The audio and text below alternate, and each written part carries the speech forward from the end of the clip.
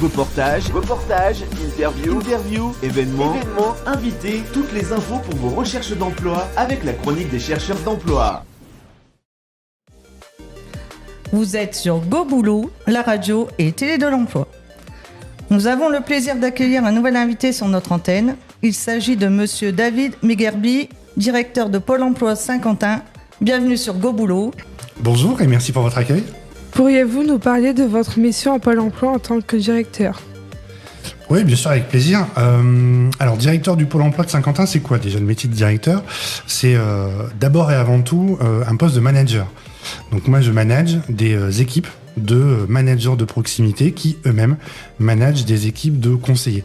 Et le Pôle emploi de Saint-Quentin, c'est 120 collaborateurs, conseillers, volontaires service civique en CDD ou en CDI, qui suivent et accompagnent à la fois les demandeurs d'emploi en recherche d'emploi, mais aussi les entreprises qui nous font confiance en nous confiant leurs opérations de recrutement. Alors, quel service Pôle emploi propose-t-il pour soutenir les jeunes sans expérience ou sans diplôme et pour les personnes les plus éloignées de l'emploi ? Alors, on a des dispositifs spécifiques d'accompagnement pour les publics jeunes. C'est vraiment un public dit prioritaire pour Pôle emploi et pour l'ensemble des partenaires de Pôle emploi qui sont dans le cadre du service public de l'emploi local, ce qu'on appelle le SPEL, dont la mission locale.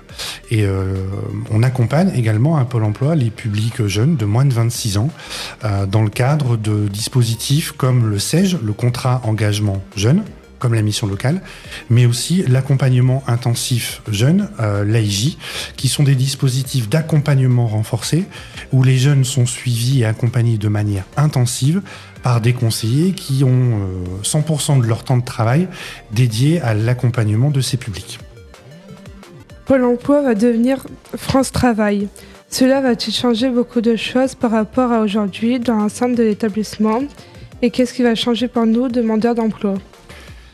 Alors ça va changer, c'est plus qu'un changement, c'est une révolution. Et on devient France Travail à partir du 1er janvier, mais l'installation de France Travail va débuter au 1er janvier 2024 et va continuer jusqu'en 2027. Donc c'est un processus qui va prendre un petit peu de temps. Nous, on va changer de nom, donc Pôle emploi va devenir France Travail et on va intégrer avec d'autres opérateurs le réseau pour l'emploi à partir de 2024 et pendant quelques années pour préparer. Ce que ça va changer fondamentalement, c'est qu'on va rendre encore plus efficace et encore plus efficient le suivi et l'accompagnement de tous les chercheurs d'emploi. Voilà, donc c'est une vraie révolution en soi qui va nous prendre un petit peu de temps, mais qui va se faire de manière un peu douce et accompagner à la fois pour les demandeurs d'emploi qui vont être forcément concernés, mais aussi pour les entreprises et d'abord et avant tout par les collaborateurs de Pôle emploi. On parle beaucoup de l'importance de l'employabilité. Quels conseils donneriez-vous aux demandeurs d'emploi pour renforcer leur attractivité sur le marché du travail ? Le premier conseil que je vais donner à des demandeurs d'emploi, c'est ne restez pas seuls. Soyez accompagnés par un conseiller Pôle emploi, par un conseiller PLI, par un conseiller de la mission locale, par un conseiller Cap emploi. Faites confiance à des professionnels qui sont formés, expérimentés pour vous accueillir et vous accompagner dans vos démarches de recherche d'emploi. Eux, ils savent et ils vont vous proposer le ou les services qui vous seront utiles et qui correspondront à votre besoin, donc vraiment une notion de personnalisation du service pour vous accompagner dans votre orientation, dans le choix d'une formation, dans la montée en compétences ou directement pour vous accompagner sur le marché du travail en vous proposant des actions d'intermédiation, des offres d'emploi, des opportunités à saisir pour favoriser votre retour à l'emploi et si possible un retour durable. Avant de conclure cette discussion, pourriez-vous partager votre ressenti sur le concept de Go Boulot la radio, une initiative créée et animée par les demandeurs d'emploi ? Merci de votre accueil déjà. J'apprécie beaucoup votre invitation et je suis ravi d'être là avec vous cet après-midi. Et c'est très utile comme outil.